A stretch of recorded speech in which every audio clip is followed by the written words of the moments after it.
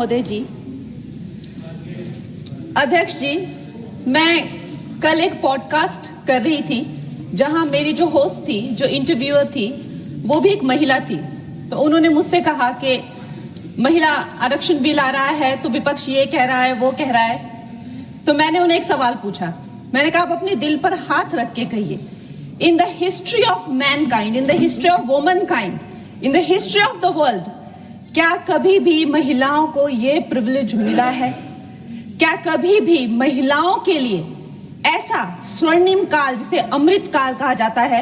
मैंने कहा, आप दिल पे हाथ रख के बताइए कि isn't it the best time to be a woman? और वो मुस्कुरा के almost she giggled and laughed. She said, yes, this is the best time to be a woman. और आज विपक्ष वाले हो चाहे पक्ष वाले हो, सबसे पहले तो मैं सारी मातृशक्ति को तहे दिल से बधाई देती हूँ कि हम इतिहास का हिस्सा बने हैं। जो आज तक महिलाओं की एक इमेज रही है, सब महिलाओं ने बात रखी अपनी। चाहे हम लोग आज भी हर दिन पेपर में पढ़ते हैं, बेटियों को जहर देके मार दिया गया, चाहे हम हर एक महिला के दिल में एक दर्द है अध्यक्ष महोदय। और आज प्रधानमंत्री जी नरेंद्र मोदी जी के नेतृत्व में जो एनडीए की सरकार ने किया है, मुझे हमारी एक बहुत ही चर्चित फिल्म है, फिल्म इंडस्ट्री की, दिलवाले दुल्हनिया ले जाएंगे, उसमें एक डायलॉग है कि जा सिमरन तू जी ले अपनी जिंदगी। तो आज हमारी सरकार ने इस भारतवर्ष की बेटियों को कहा है, महिलाओं को कहा है, सारे पिंजरे टूट गए हैं, सारी दीवारें टूट गई है, जाओ बेटियों तुम जी लो अपनी जिंदगी। हम महिलाओं के लिए ये बहुत बड़ी बात है। मैं सारी महिलाओं को, यहाँ बैठी हुई सारी मेरी बहनों को बहुत बहुत बधाई देती हूँ। अध्यक्ष महोदय, भारत की बेटी वैदिक काल में जब दृष्टा बनी, दर्शनी बनी, विदुषी बनी, तो वो गार्गी और मैत्री बनी। मध्यकाल में जब वो लड़ी, उसने नेतृत्व किया, वो रानी लक्ष्मीबाई बनी, वो अबक्का बनी। अध्यात्म में जब भारत की बेटी ने परचम उठाया, परचम पाया, तो वो मीराबाई बनी, अक्का महादेवी बनी। आज भी हमारे भारत की बेटियां जो है हर क्षेत्र में, चाहे वो डिफेंस हो, चाहे वो स्पोर्ट्स हो, फिल्म इंडस्ट्री हो, चाहे वो मंगल मिशन हो, कोई भी ऐसा क्षेत्र नहीं है जिसमें वो भारत का नाम ऊंचा नहीं कर रही हो। लेकिन ये जो राजनीति का एक क्षेत्र है, वही एकमात्र ऐसा क्षेत्र है अध्यक्ष महोदय जी, जहां पर हमारा देश पूरे विश्व के साथ कदम से कदम मिलाकर नहीं चल पा रहा है। मैं हिमाचल प्रदेश का उदाहरण देती हूँ। हमारे पास 68 एमएलएज हैं, लेकिन सिर्फ एक महिला एमएलए है, सिर्फ एक। लेकिन बाकी देश भी इसी तरह की जो है, चाहे 8%, 9% का women inclusion, अरे मेरे को प्लीज वुमेन्स बिल पे बोलने दीजिए ना। तो अभी पूरे देश की जो असेंबली का है, यही रेट चल रहा है। और ये जो दर है, इसकी जो औसताना दर है, वो 9% to 8% है। लोकसभा में जबकि हमें 13% तक पहुंचे हैं, लेकिन ये वैश्विक दर दूर दूर तक कहीं वो वैश्विक दर के नजदीक नहीं है। लेकिन आज जब ये महान उत्सव हमारी जिंदगियों में आया है, तो प्रधानमंत्री जी का एक शब्द मुझे याद आता है कि पेट में चूहे दौड़ना। कांग्रेस के पेट में जब भी कुछ अच्छा होने लगता है तो चूहे इनके दौड़ने लगते हैं, और वैसे ही चूहे दौड़ने शुरू हो गए हैं। अभी प्रियंका गांधी जी कह रही है कि संविधान ही बदल देंगे, यहाँ पे जो है डेमोक्रेसी ही खत्म कर देंगे। कुछ भी करने को जाते हैं तो डेमोक्रेसी खत्म कर देंगे। आप थोड़ा भी अगर कॉमन सेंस यूज करें कि जो लोकप्रिय नेता है, जो डेमोक्रेटिकली इलेक्टेड नेता है प्रधानमंत्री जी, जिन्हें डेमोक्रेसी ने उनकी पार्टी को लाया है, वो उस डेमोक्रेसी को क्यों खत्म करेंगे? वो थोड़ा ना कोई इंदिरा गांधी जी की तरह उनसे कोई कुर्सी ले रहा है तो उनको कुर्सी पे हक जमा के रखना है, तो वो डेमोक्रेसी खत्म करनी ही पड़ेगी। ऐसी तो कोई स्थिति है ही नहीं। तो जैसे प्रधानमंत्री जी ने कहा कि अगर किसी के लिए डेमोक्रेसी वर्क करती है तो वो मेरे लिए ही सबसे ज्यादा वर्क करती है, तो इतना तो कॉमन सेंस होना चाहिए। जब देखो लोगों को बहलाना फुसलाना, जब देखो जो है वो झूठी बातें चलाना। और अब एक नई बात सीखी है, डिलिमिटेशन जो है, चलो वुमेन्स बिल, उनमें हिम्मत नहीं है बोलने की, डिलिमिटेशन में लफड़ा है, इसको हम लोग नहीं आने देंगे। अरे प्रियंका गांधी जी, जब लास्ट टाइम डिलिमिटेशन तो कोई बीजेपी का तो कोई प्रोसीजर है नहीं, एक ये संवैधानिक ये एक प्रोसीजर है, हर 11-11 साल में होता था, 51 में हुआ, 61 में हुआ, 71 में हुआ। 71 में जब हुई डिलिमिटेशन तो 61 करोड़ जो है वो भारतीय थे। उस टाइम पे जो 543 जो लगभग सीटें थी, आज भारतीयों की संख्या 140 हो गई है। क्या उनका समीकरण है क्या? उसमें से SC ST उनको उनका हक नहीं मिलेगा। SC ST में भी 1/3 हक महिलाओं, उनकी क्या संख्या है, उनकी क्या सीट आएगी, ये सारी कैलकुलेशन किस तरह से आप रिजर्वेशन देंगे? 140 करोड़ जो अब महिलाएं हैं तो they should not be accounted for. इस तरह की ये बहकी बातें कर रहे हैं। अभी मेरी बहुत अच्छी मित्र है यहाँ जून TMC के जो MP हैं, उन्होंने कहा कि 33% रिजर्वेशन क्यों दे रहे हो, 85% दे दो। अरे आप थोड़ा तो कॉमन सेंस यूज करिए। अगर आप जो है 33% दे रहे हैं, लेकिन जो बाकी सीट्स है उन किसी भी सीट पे वो ओपन सीट्स है, वो महिलाओं को लड़ना जो है उस पे कोई भी किसी तरह का बैन नहीं है। 14% हम ऑलरेडी पहुंच गए हैं। तो जून जी, मैं आपको ये कहना चाहूंगी कि लगभग 50% से ज्यादा महिलाओं का पार्टिसिपेशन होगा इस महिला बिल के बाद। तो अध्यक्ष महोदय जी, सोनिया गांधी जी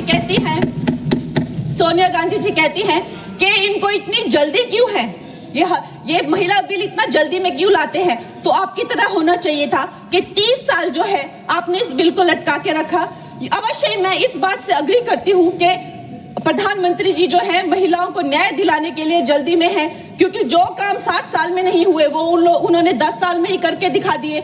चाहे वो करोड़ों मकान पक्के किए हो, चाहे वो गैस सिलेंडर दिए हो, चाहे वो महिला को डिफेंस में लाना हो, चाहे वो गर्भवती महिलाओं को 12 वीक से लेकर 26 वीक की हॉलीडे हो, न जाने कितनी योजना, लखपति दीदी, ड्रोन दीदी, सेल्फ हेल्प ग्रुप्स, अगर मैं बोलने लगूं तो यहाँ बहुत वक्त चला जाए। लेकिन एक बात पक्की है कि वो एक जल्दी में है, महिलाओं को न्याय दिलाने की जल्दी। और ये जल्दी अब की नहीं है, ये जल्दी जब से वो हेड ऑफ गवर्नेंस बने हैं तब से है। गुजरात में भी बाकी स्टेट्स की तरह गुजरात जब वो चीफ मिनिस्टर बने तो एक फीमेल फिटिसाइड का जो एक प्रैक्टिस थी उसकी चपेट में था। उस टाइम उन्होंने, देखिए रूल हर जगह होते हैं, लेकिन एक लीडर की संवेदनशीलता देखिए, वहां पे उन्होंने एक जन जन को नुक्कड़ नाटक करने के लिए, जहां पे एक भ्रूण जो है वो माता से बात करता है कि माँ मैं जीना चाहती हूँ, कि माँ मैं आपकी तरह बनना चाहती हूँ, मैं भी कुछ अच्छा करूंगी, उससे करके लोगों में जो संवेदनशीलता आई, जो आत्मीयता आई, जो एक गर्ल चाइल्ड के लिए उनके मन में एक भाव उठा, उसके करके आप देखिए इंडिपेंडेंट इंडिया की हिस्ट्री में 1000 मेल चाइल्ड पर पहली बार 1020 फीमेल चाइल्ड हुए हैं। ये प्रधानमंत्री जी की कमिटमेंट है फॉर गर्ल चाइल्ड। लेकिन इन लोगों को जो है इस बात का दुख होता है। अध्यक्ष महोदय जी, मैं आपसे ज्यादा अध्यक्ष महोदय जी, मैं ये बात आपके संज्ञान में लाना चाहती हूँ कि एक तरफ तो प्रधानमंत्री जी की नीति है और दूसरी तरफ जो है वो है कांग्रेस के लोग, विपक्ष के लोग आप कह लीजिए। MLA फूल सिंह जी ने इसी जनवरी में कहा कि अगर महिलाएं आकर्षक होंगी तो रेप तो होंगे ही। सोचिए, ये इनकी मानसिकता है। TMC के MP तपस पाल ने कहा, I will let loose my men to rape your women। ये इनकी मानसिकता है महिलाओं के लिए। मुलायम सिंह यादव जी ने कहा था, आज धर्मेंद्र यादव जी कह रहे थे ना कि हम फेमिनिस्ट हैं, उन्होंने कहा था कि अगर ये बिल आएगा तो सिर्फ जो अर्बन महिलाएं हैं वही पार्लियामेंट में आएगी और उसके करके जो है सीटियां और तालियां बजाने की जैसे जो है पुरुष काम करेंगे, उनको कौन संभालेगा? ऐसी इनकी मानसिकता है बेटियों के लिए। अध्यक्ष महोदय जी, जब मुझे टिकट 2024 में जब मुझे टिकट मिला था तो मेरा एक फोटो लगाकर उसके नीचे कांग्रेस के प्रवक्ता ने लिखा था कि मंडी में क्या भाव चल रहा है। इन्होंने अध्यक्ष महोदय जी, मैं एक कलाकार हूं। मैंने रानी लक्ष्मीबाई जैसे स्वतंत्रता सेनानी से लेकर गैंगस्टर में एक भटकी हुई युवती से लेकर फैशन के ड्रग एडिक्ट से लेकर मैंने हर तरह का किरदार निभाया। रज्जो में एक सेक्स वर्कर से लेकर मैंने तलाईवी में एक लीडर की तरह हर किरदार निभाया है, जिसके लिए मुझे कई राष्ट्रीय सम्मान भी मिले हैं। ये एक कलाकार का धर्म होता है कि किसी भी कला में ढल जाना, लेकिन इन्होंने मेरी फिल्म के किरदार के फोटो यूज करके उसके प्रमोशन जब मैं किसी उसके वो यूज करके नीचे लिखा कि मंडी की लड़कियों के क्या भाव है।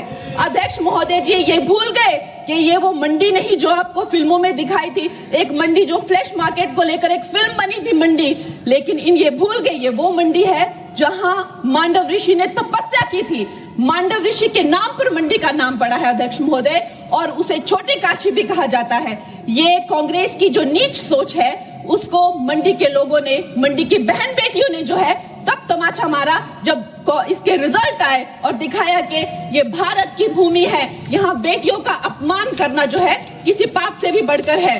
अध्यक्ष महोदय जी, एक तरफ तो इनकी नीति है और दूसरी तरफ प्रधानमंत्री जी, जब अभी आपने देखा कि नेशनल क्रिएटर अवार्ड्स में वो जेनजी को जब पूरी तरह से संबोधित कर रहे थे तो उन्होंने जो है जब वो जेनजी को संबोधित कर रहे थे तो उन्होंने जो है आधुनिक फैशन में जो है पैरेलल ड्रॉ किया, जो मिनी स्कर्ट्स होते हैं, जो ब्लॉक हील्स होते हैं, जो लेडीज के पर्सेस, एक्सेसरीज होती है, जो कोणार्क टेम्पल में जो स्कल्पचर बने हैं, और उन्हें जो है हमारे कल्चरल हेरिटेज का एम्बेसडर बनाया। और प्रधानमंत्री जी, इससे उनकी जो कल्चरल रूटेड जो प्रोग्रेसिवनेस है वो नजर आती है।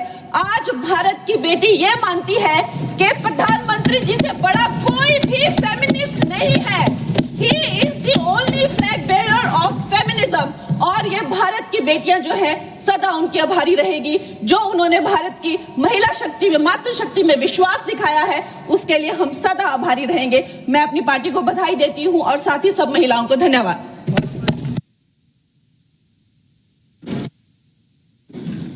श्री अब्दुल रशीद शेख जी। शुक्रिया सर।